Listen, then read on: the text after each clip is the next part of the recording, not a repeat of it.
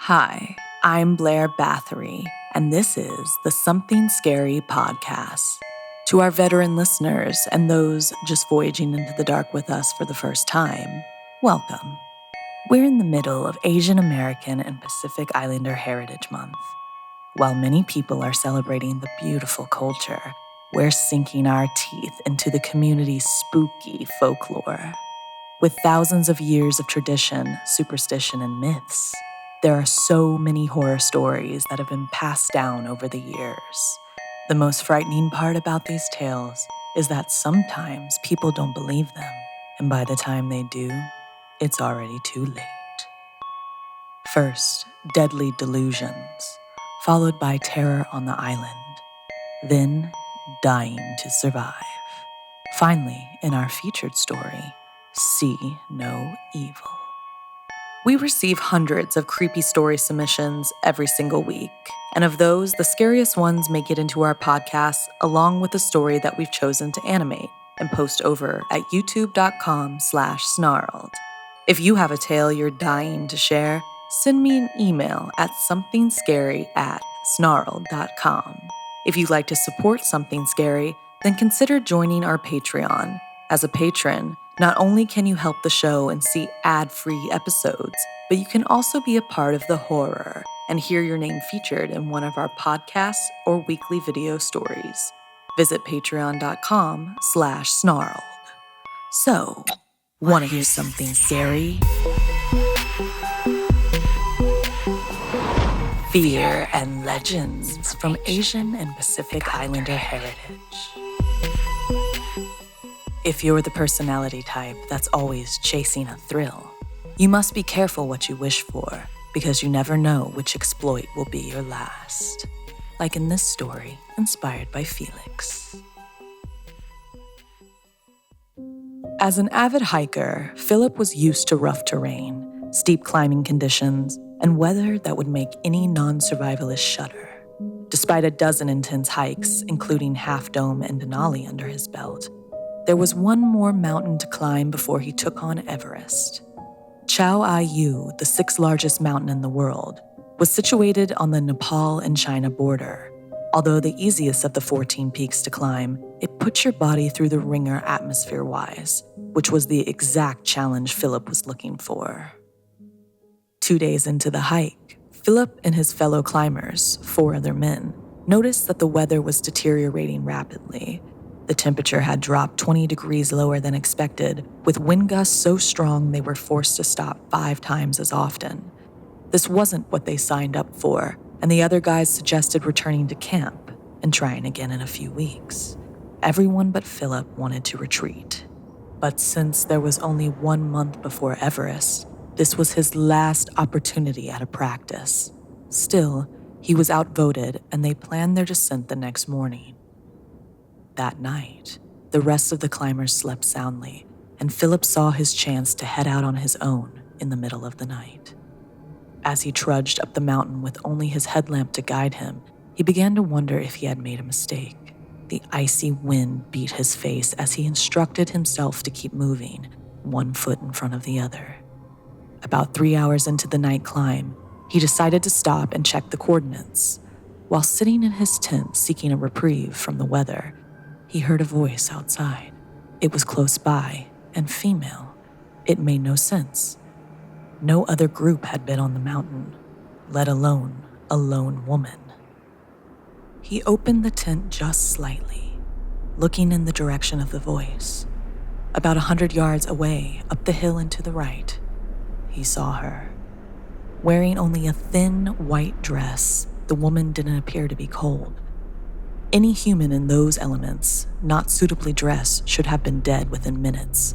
He adjusted his eyes. She beckoned, calling his name. Philip. It must be the altitude, he thought. He pulled out his oxygen mask and began to take in deep breaths of O2, quickly feeling much better. Clearly, he must have just needed to refuel his lungs. Philip. Now, the woman was right outside his tent. He recoiled, not knowing what to do. He could see her silhouette, feminine and lean. as she stood just a few feet away from him on the other side of the partition. He opened the tin again and cried out in shock, for what stood before him was no longer human, but a giant fox. It stood on its 4 legs, and behind it, swishing 9 tails. Before Philip could scream again, the 9-tailed fox whipped its tails. The tent flew off, exposing Philip to the elements. The fox stood before him, staring with red eyes, licking his chops. Philip cowered, knowing what was next. He had heard the stories. Similar to a siren, the 9-tailed fox was a spirit that disguised itself as a beautiful maiden to lure victims before devouring them. The fox had incredible strength and pushed Philip's chest down into the ground slowly, getting him to lay on his back. Once pinned down, the fox opened one paw, showing 8-inch claws, and began to thrash at Philip's torso as if cutting fillets to feast on later. Each slice a perfect incision. Philip moaned until the blood had drained from his body. Within seconds, there was nothing left but scraps. The fox ate what it could, then carried some of the leftovers back into the darkness.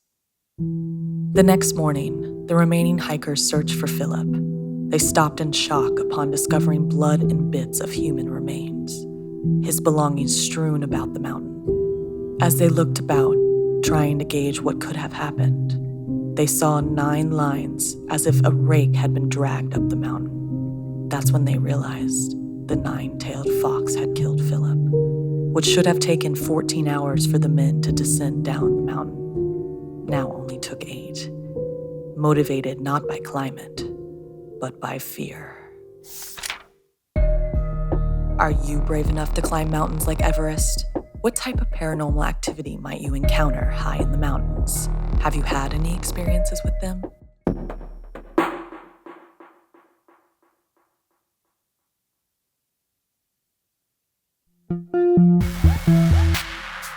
Sometimes, visiting family and a change of scenery can be just what the doctor ordered.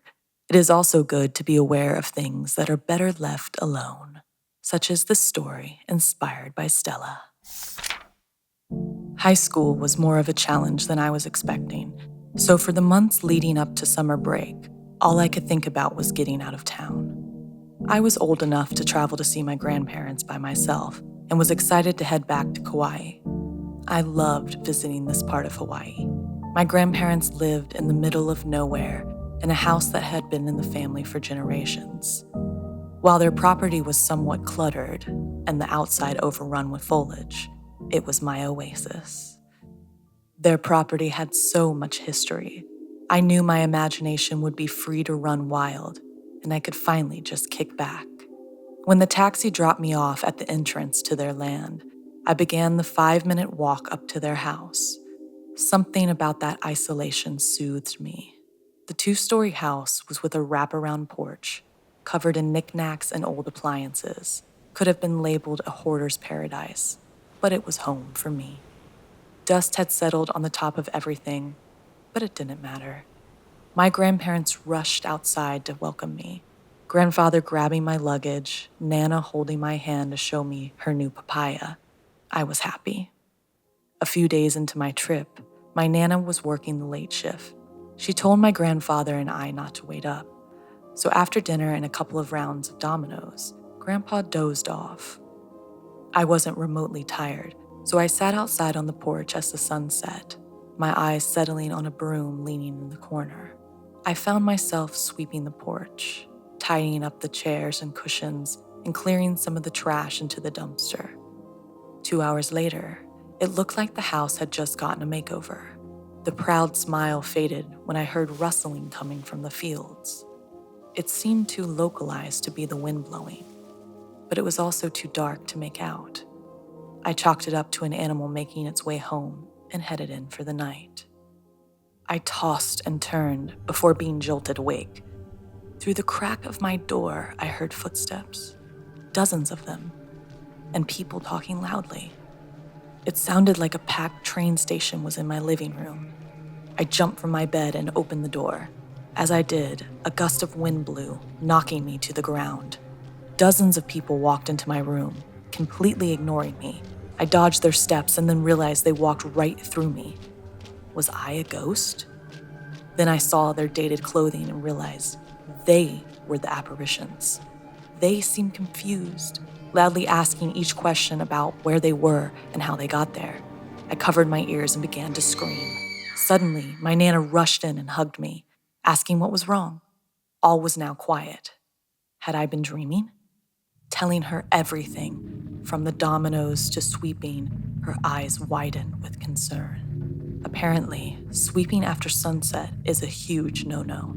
It invites the dead to visit and for the lost souls to find a place of sanctuary.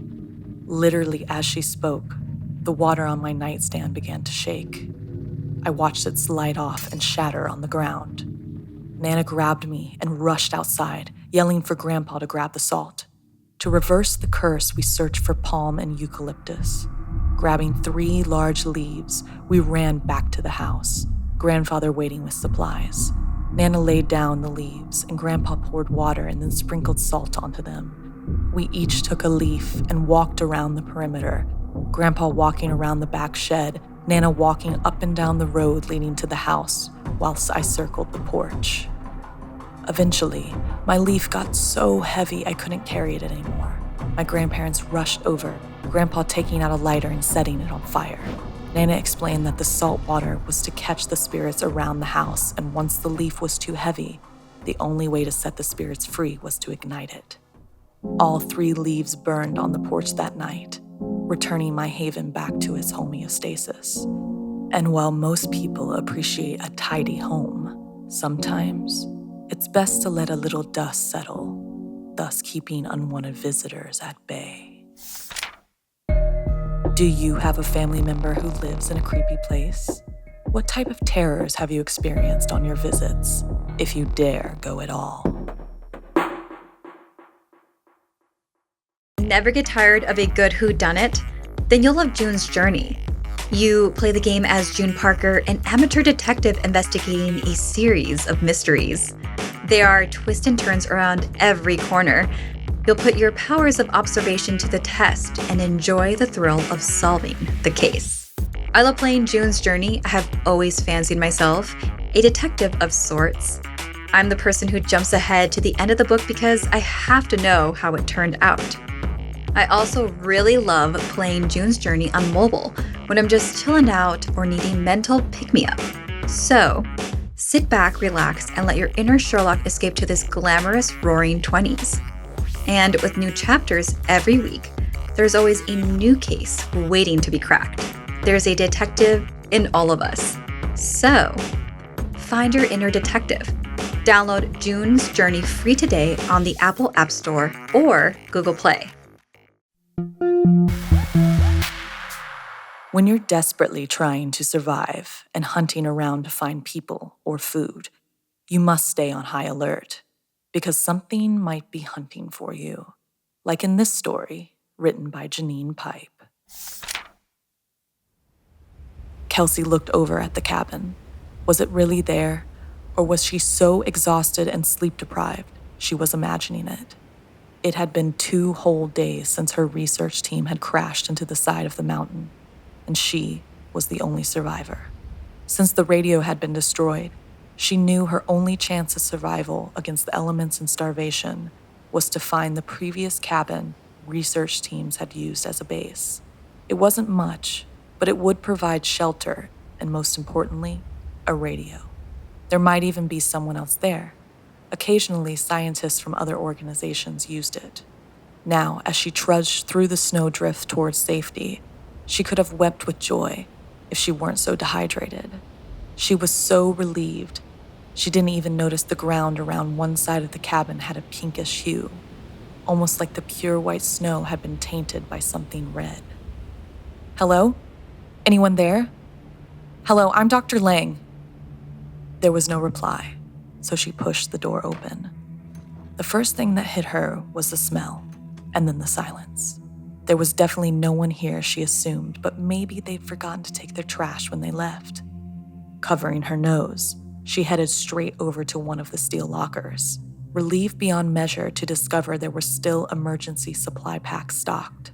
She guzzled some water and ripped open a nutrition bar, then quickly headed to the control panel area to locate the radio or at least some form of transmitter. The sense of relief began to dissipate rapidly when she discovered neither on the makeshift desk area. No comms equipment at all, which was very odd. Just some flies, some testing equipment, and a pinboard with a dog-eared photo of a family. She peered at it, wondering if the mother or father was the visiting researcher and smiling at their children. All members had bright red hair, but where was the scientist now? Maybe there was another area at the rear of the cabin. This should have been the main hub and anything else used as rest quarters, but she hadn't been here before. Edging towards the door from the communal area, she could see 3 more doors in the dimly lit hallway, all shut. "Hello?" She called out again on the off chance. Again, nothing, so she opened the first door. The room smelled musty, as if it had been shut for a long time, and it was completely empty, save a cot and a sleeping bag. The second room was the total opposite. It looked as though it had been ransacked. Kelsey only had her flashlight, but she could see the cot turned over, the sleeping bag ripped and covered in something gross. There were flies and papers everywhere, and something which stank piled in the far corner. Again, she gagged and covered her mouth, quickly closing the door. The previous occupant must have caught something they intended to eat quickly, and it had gone off. But where the hell was that person? The final room seemed as though it had been originally used for storage. Metal lockers lining one of the walls, and deep filing cabinets and bookcases another. It was in a state of disrepair, same as the second sleeping quarter with an added element of carnage. A huge hole had been knocked out of the black wall, exposing the room to the elements. Snow and ice had formed on the ground, but since she had yet to take off her gear, she was able to trundle through the damaged wall. And even though the room wasn't that large, someone or something had left her a trail of breadcrumbs just in case. Except the trail wasn't bread, it was blood. Kelsey's heart was hammering in her chest as she followed the drops of red as they got bigger and darker, followed it outside to the rear of the cabin when she just had time to hear the roar and sense movement in her peripheral vision before she was knocked to the ground, grabbed by her ankles, and felt a jab of piercing pain through her skull as something smashed her against the wall of the cabin. It dazed her enough that she barely registered as it then threw her into a deep well of ice water that was rapidly freezing all around her. In utter panic, she just realized she was not alone. There was another person with her. She managed to reach her arm over to them before it completely froze around her. She would have screamed when she recognized the red hair, but her heart had stopped, and she, along with the other scientists, became nothing more than ready meals in the Yeti's freezer. Have you ever been stranded anywhere? Do you think you'd be able to survive on your own? How far would you go to survive?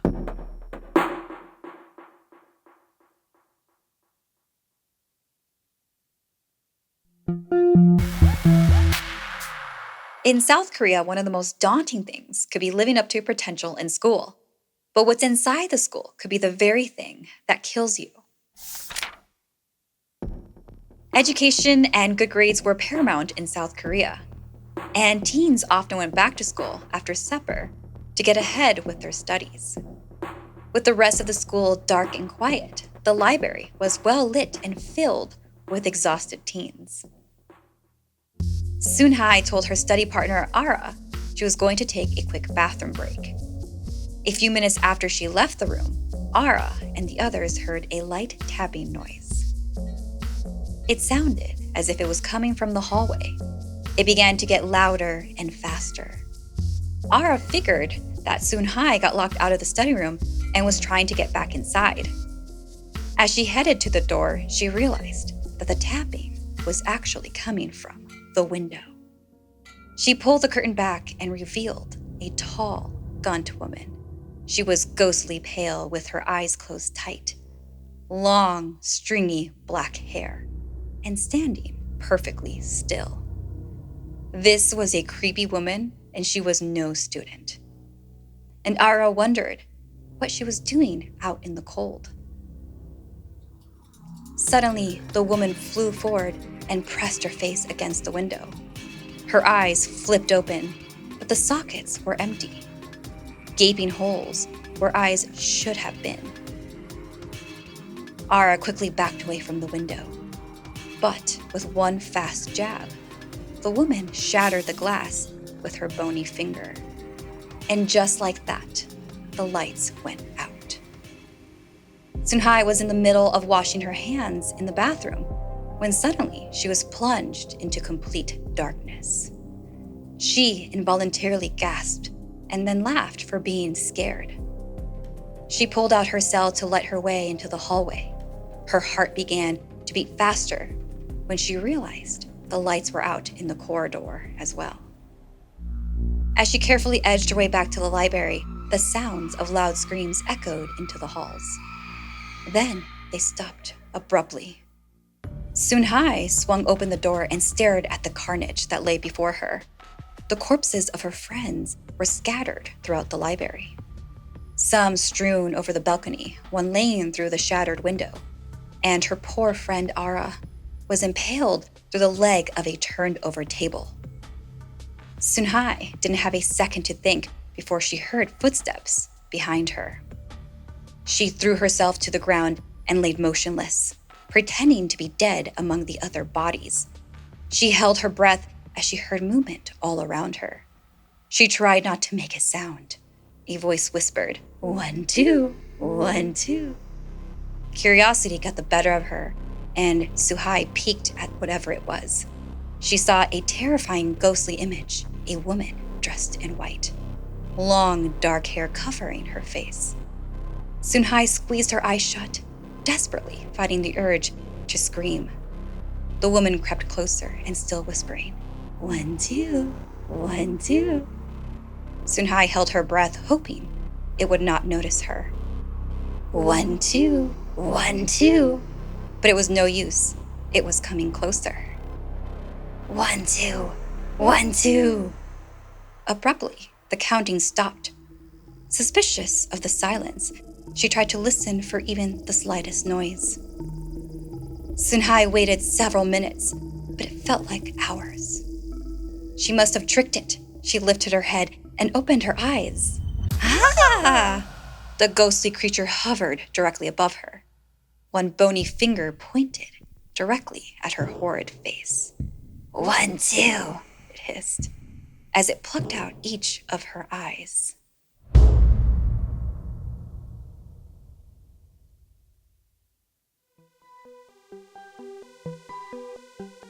This week's podcast stories were edited by Sarah Lukaskowitz and Janine Pipe. Narration by Blair Bathory and Stephanie Strange. Audio edited and mixed by Fitz Harris. Additional audio editing by Calvin Linderman. Art and graphics by Mari Carlson. Produced by Hannah Mullen. Music by Sapphire Sadalo and Calvin Linderman.